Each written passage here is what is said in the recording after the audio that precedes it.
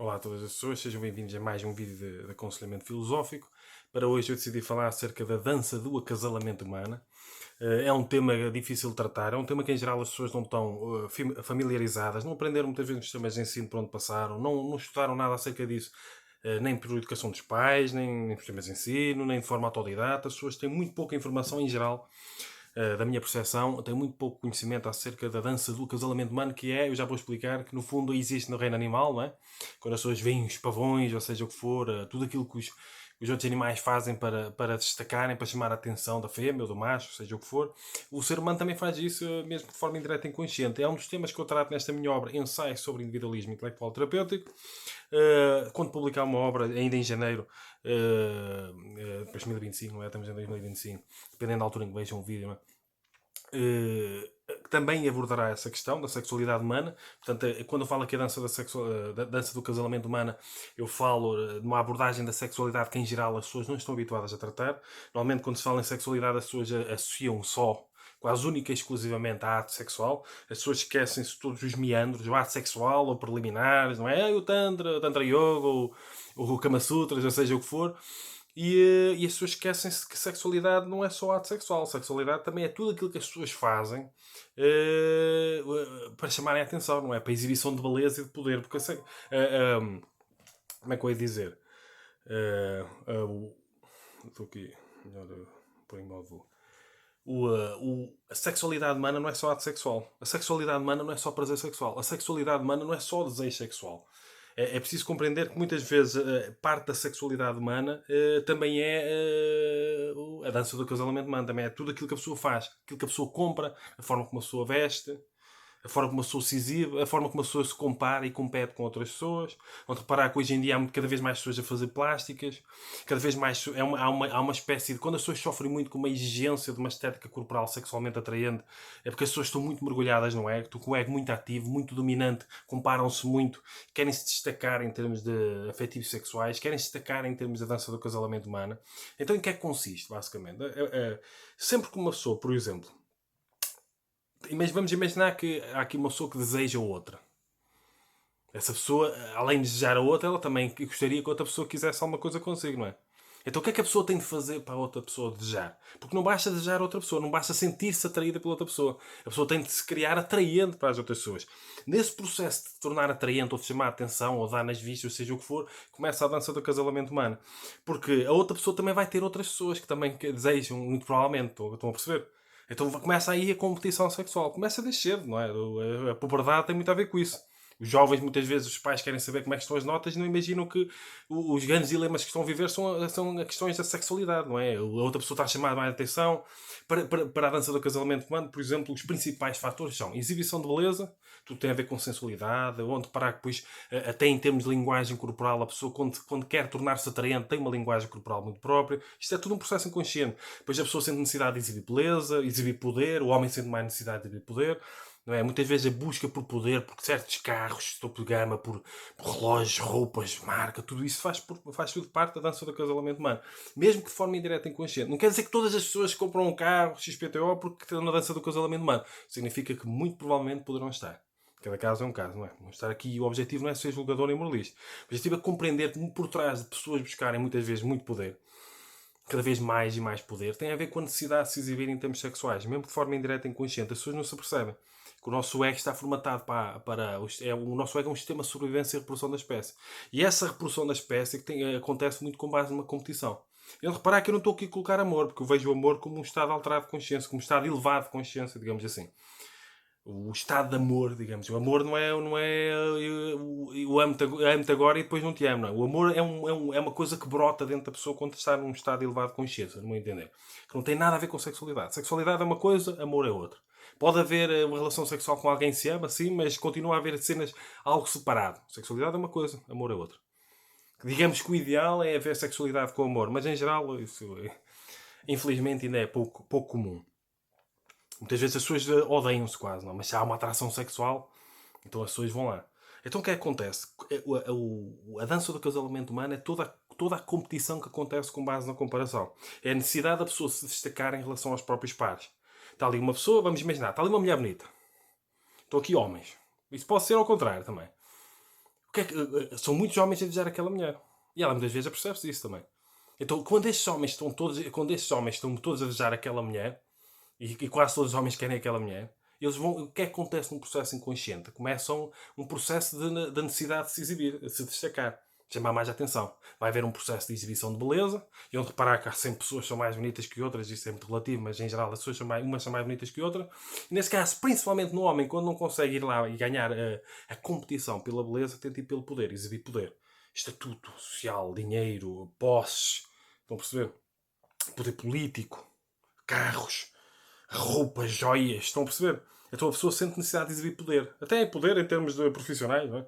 Tem de se tornar um grande esportista, tem de ser o primeiro lugar, tem de ganhar, tem de ter vitórias, tem de ser superior, tem de se destacar, tem de ter estatuto social, tem de ter honras em praça pública. Estão a perceber? Essa necessidade inconsciente de exibição de poder tem tudo a ver com a dança do acasalamento humano. Principalmente quando há o objetivo sexual. Porque as pessoas não se apercebem que fazem isso. As pessoas entram no jogo da sedução, muitas vezes é o jogo da aldrabice e do engate, que às vezes as pessoas fingem que têm certos gostos que não têm para se tornar mais sexualmente atraentes, para a outra pessoa desejar mais, não é? E muitas vezes este jogo de sedução é um jogo de aldrabice, as pessoas enganam-se umas às outras. As pessoas estão movidas pela energia sexual, as pessoas estão a competir umas com as outras. Quando reparar que, por exemplo, o homem pode ter mais poder físico que os outros, muitas vezes as mulheres, isso pode acontecer, isto não é, julga, se é mulheres a queixarem-se às vezes isso, que sentem, se uma mulher entra uma mulher atraente, outras mulheres começam a olhar de lado e a julgar, e às vezes a menosprezar para aquilo, porque se está a destacar, não é, porque está a chamar mais a atenção. E elas não se apercebem, muitas vezes fazem isso. E isso é um processo inconsciente de competição. Competição sexual. É o ego que está ali muito ativo. Enquanto este ego está muito ativo de forma inconsciente, as pessoas são profundamente competitivas. Porque as pessoas querem se destacar, querem chamar mais atenção, querem ser melhores, querem ter mais pessoas atrás de si. Não é? Isto é a formação do ego está assim, com a par com a dança do acasalamento humano. E é interessante que é uma parte fundamental, se calhar muito mais abrangente da sexualidade, que as pessoas não estão habituadas a estudar. As pessoas estão habituadas a envolver-se com o ato sexual, com o desejo sexual e a atingir os relacionamentos afetivos sexuais, mas as pessoas não têm a noção, muitas vezes, de tudo aquilo, a forma que competem para chamar a atenção, para se destacar em relação aos próprios pares. E por isso é que muitas vezes até nos homens pode dar porrada, não é? Não estão a competir, têm de mostrar que têm mais poder. E as mulheres podem criar muitos conflitos entre elas. Principalmente quando chega, por exemplo, num local de trabalho, uma começa a destacar-se mais com a outra. Onde parar que muitas vezes amigas saem à rua e se uma está com as mamas mais à mostra ou está com seja o que for e a outra tem menos mamas, não sei o que, às vezes podem estar em conflito. Vais assim, está a ver? Como ciúmes, vais chamar mais atenção do que eu. O objetivo não é ser jogador e moralista, é nós encontrarmos muitas vezes contextos em que nós poderemos estar a competir com os nossos pares e muitas vezes as pessoas competem entre as próprias amigas ou os próprios amigos. E não se apercebem que tem tudo a ver com a formação do ego e a sua competição sexual. E a sua necessidade de se destacar em termos afetivos sexuais. E a necessidade de competir, de se comparar. E depois temos pessoas doentes, que tornam-se profundamente doentes, com uma extrema exigência em termos estético-corporais. As pessoas às vezes estão mais preocupadas com a aparência do que cuidar da saúde. Porque há um estado de exigência muito grande, porque agora também existem os filtros nas redes sociais. Não é? Depois a pessoa está a comparar com outras pessoas que são mais atraentes. E quando as pessoas vivem demais essa sexualidade, vivem demais de fora para dentro, digamos assim, o que é que acontece? Com o processo de envelhecimento, sentem que estão a competir com pessoas mais jovens. Depois começa a haver uma frustração e insatisfação muito grande, principalmente quando a pessoa colocou quase todos os cartuchos, digamos assim, na realização sexual e esqueceu-se de cultivar outras áreas do ser. E depois as pessoas que mais sofrem muitas vezes com o processo de envelhecimento são as pessoas que viveram a vida toda quase centrada para comer e fazer sexo, quase, né? Aquela coisa mais básica, primária e primativa do nosso ego, que é um sistema de sobrevivência e reprodução da espécie, e esqueceram-se de cuidar de questões mais interiores, como uma profunda autoestima. Às vezes as pessoas confundem tornarem-se sexualmente atraentes com desenvolver autoestima. E isso está muito, às vezes, é um processo completamente contrário. Porque às vezes a pessoa, quando está a tentar cuidar da imagem, a pessoa está mais centrada de se outras pessoas vão valorizar do que está a valorizar a si mesmo. Por muito que crie fantasias e que diga que é para mim, eu estou a fazer isto para mim, às vezes não é assim. Quando uma pessoa quer cuidar da autoestima, a pessoa tem de compreender que a estética corporal, principalmente sexualmente atraente, mesmo com o objetivo inconsciente, é quase a última camada da cebola. A autoestima para ir tem de ir ao fundo. Tem de ir ao âmago da questão.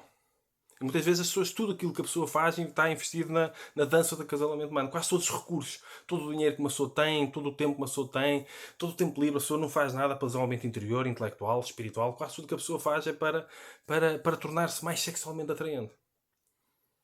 E depois, com o envelhecimento, o que acontece? Que toca a todos aqueles que continuam cá, digamos assim, o vazio interior vai aumentando, não é?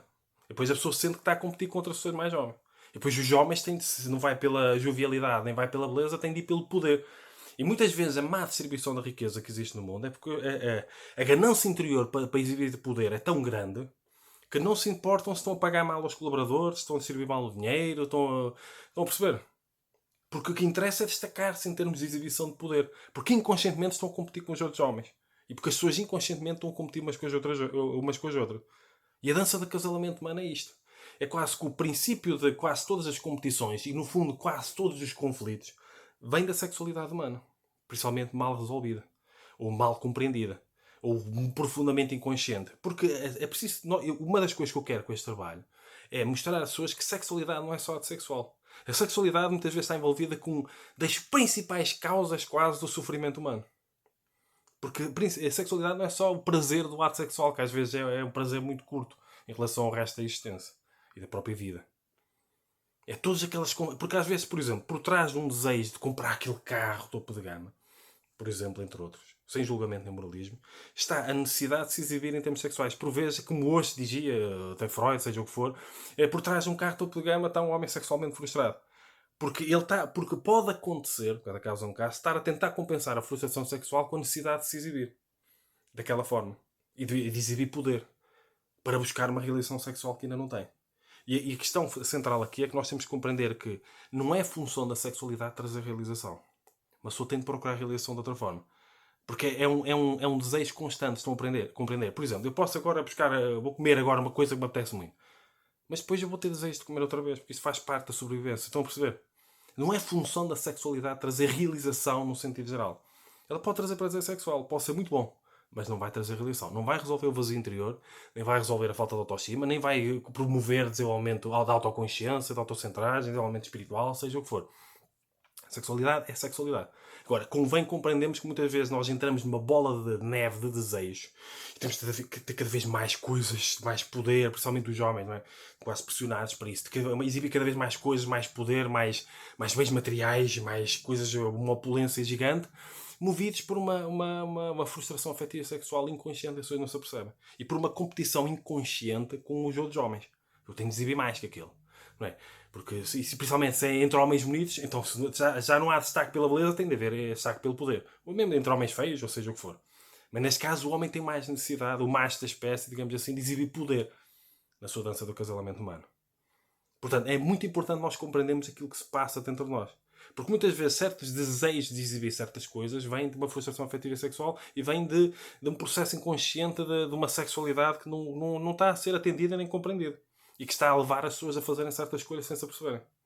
E é isto que eu quero com o meu trabalho. É ajudar as pessoas a compreenderem que sexualidade não é só ato sexual. Sexualidade é tudo aquilo que as pessoas fazem para competir umas com as outras, para compararem-se, a exibirem-se, a exibir beleza, poder, a só cuidarem da imagem, da aparência. E por dentro estão podres, estão a ver? Mas se é sexualmente atraente, as pessoas estão ali. E por dentro, e depois, passado um tempo, entram em colapso existencial porque nunca cuidaram do interior, só cuidaram da imagem, de tudo que tem a ver com a dança do acasalamento humano. Tudo tem a ver com um princípio de quase conflito e competição que é a energia sexual que acaba por promover isso de forma inconsciente, na formação do ego, digamos assim. E nós precisamos de uma sexualidade mais saudável, mais autoconsciente. Não podemos ser felizes. Então fica aqui mais um vídeo de aconselhamento ético-filosófico, ensaio sobre individualismo intelectual terapêutico, eu trato disso. Outra obra que eu vou publicar agora em janeiro, que eu tratarei acerca disso também. Tenho outros livros publicados em formato de papel e em formato digital. Dou vários cursos online, cada aula eu dou a cada pessoa. Deixo as referências na descrição do vídeo no YouTube. Também dou aconselhamento filosófico em termos de consultas, que eu deixo também a referência na descrição do vídeo no YouTube, por exemplo. Tenho outros livros publicados em formato de papel e em formato digital. Estou em diversas plataformas, Instagram, Facebook, LinkedIn, Spotify, Amazon Music, no TikTok também. Eu publico vídeo em diversas plataformas.